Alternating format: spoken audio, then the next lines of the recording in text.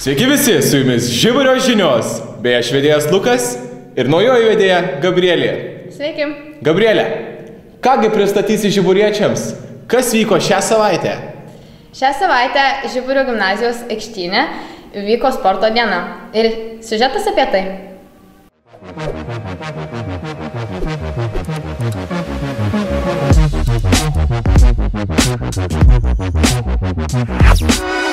Sveiki, su jumis sveikinuosi aš Gerda, o už manęs jau galite matyti šiandien vykstančios sniego dienos linksmybės.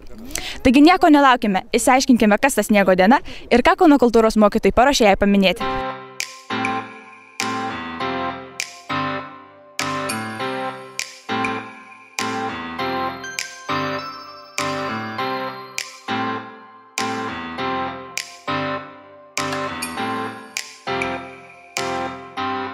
Kaip manai, kokia yra sniego dienos reikšmė? Suburti visą vaikų bendruomenę ar tiesiog vaikus pasilinksminti ir praleisti smagiai laiką. O tau patinka tokios įvairesnės pamokos ar vis dėlto žiemą geriau leisti sporto salėje? Kadangi šalta, tai sporto salėje man asmeniškai geriau, bet lauke smagiau.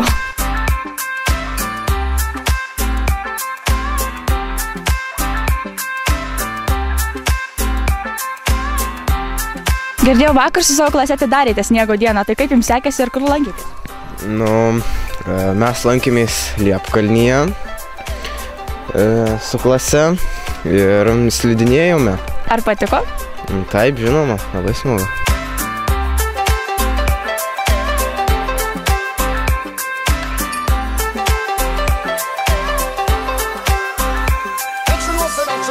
Kaip manai, žiemą gerai yra būti lauke ar geriau sėdėti namie šiltai? Sėdėti namie šiltai prie kompo.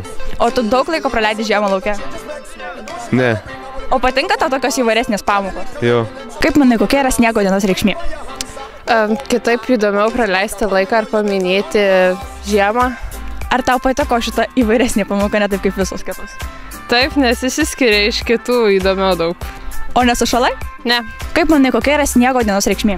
Pabūt lauke. O ar patiko tau šitą dieną? Labai. O ką jūs veikė? Futbolą žaidėm. Ir ar patiko? Labai. Ir ar nesušalai? Ne.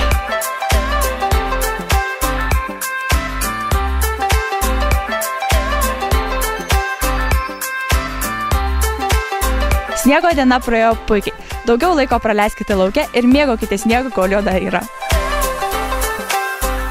Taigi toks reportažas apie sniego dieną. Džiaugiamės, kad sniego vis dar yra. Nauka žiniuose toliau, Lukai. Gabrielė, aš tam paprieštarausiu. Sniegas ne visada gerai ir ne visada džiugina. Kaip ryte, pavyzdžiui, man asmeniškai. Reikia gremžti langus automobilio. Na, bet pamirškime apie tai. Klausimėlis. Vyresnioji Gerda mums papasakos, pasakys ir įrodys, kurį mėnesį laikrodis genda mažiausiai. Klausimėlis.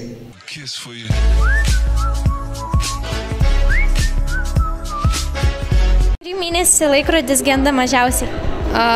Mano laikrodis tai iš viso negenda, tai nežinau. Negaliu atsakyti šitą klausimą. Mano negenda, tai be problemų veikia. Tai... Kurį mėnesį laikrodis genda mažiausiai? Genda mažiausiai? Laikrodis mažiausiai. Vakar. Čia mėnuo? Taip. Vasarį? Kodėl? Nes vasaris turi mažiausiai dienų, gal? Teisingai. Vasarį. Kodėl? Nes mažiausia dienų mėnesis. Bravo. Ką žinau? Lapkritį. Kodėl lapkritį? Nežinau. Pagrįs savo atsakymą. Tai nežinau. Nes tada nesisuka laikas. Kodėl jisai nesisuka tada? Nes nereikia sukt. Šaunus atsakymas. Nemanau. Nežinau. Kokią dieną? Ką daro laikrodis? Kurį mėnesį laikrodis genda mažiausiai? Negenda iš vis. Lapkritį. Ne. Vasario mėnesį, nes mažiausiai dienų. Ne, lapkritį, nes krenta lapai. Kurį mėnesį laikrodis genda mažiausiai? Spalį. Kodėl? Nes mano gimtadienis. Kai nereikia sukinėti. Kada nereikia sukinėti? Kai nereikia. Tai kada nereikia?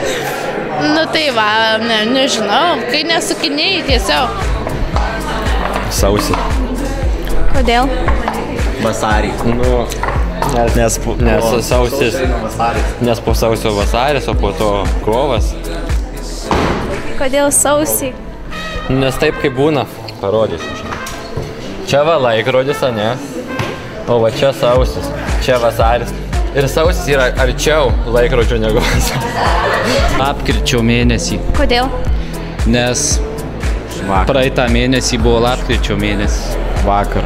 Kurį mėnesį laikrodis genda mažiausiai? Per kalėdas. Kodėl? Nes tada miega. Kas miega? Nežinau, neklausiu, nesąmonė. Kurį mėnesį laikrodis genda mažiausiai? Vasarį. Kodėl taip manot? Todėl, kad trumpiausias mėnuo, ar ne? Taip. Nu, va. Kurį mėnesį laikrodis genda mažiausiai? Na, tikrai žinokit, nežinau, įdomų klausimą uždavėt. Na, bet bandysiu spėt, galbūt vasarą, nes vasarą žmonės būna laimingiausi ir laiko neskaičiuoja. Teisingai, ačiū už atsakymą. Tai tikriausiai vasarį. Kodėl? Todėl, kad aš vasario mėnesį gimus. Supratau. Prašau, labai lengvas, paprastas klausimas. Žmonės.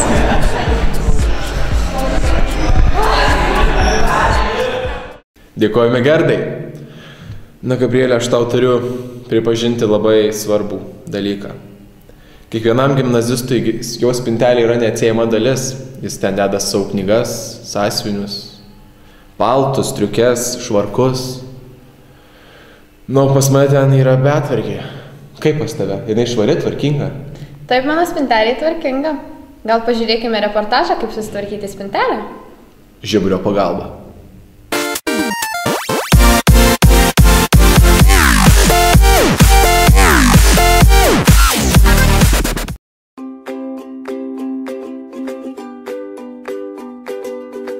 Eilinį dieną mokykloje. Ateini prie spintelių, o ten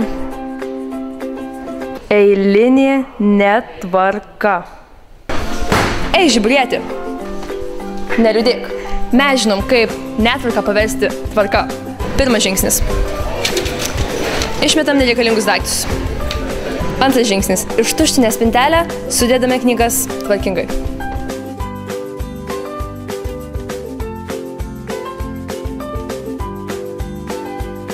Trečias žingsnis – puošyba.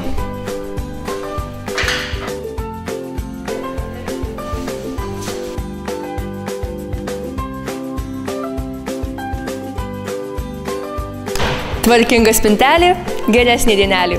Su jumis buvo Žiburio pagalba. Taigi, dėkojame Žiburio pagalbos korespondentėms.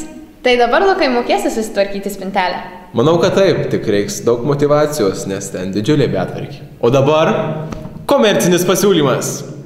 Mėly žiburiečiai, aš kaip abiturientas labai noriu nusiskųsti.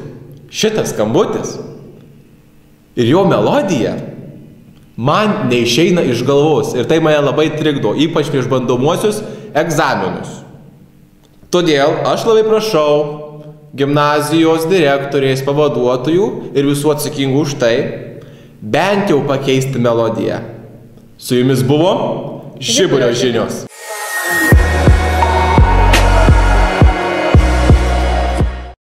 To parodys, kada reikia sprogtels, žinai, dabar bus klausimėlis čia, Gerda bus, kurie pasakys, kurie mėnesį gena laikrodis labai. Džiaugiamės, kad žiema vis dar džiugina mūsų jaunas širdis.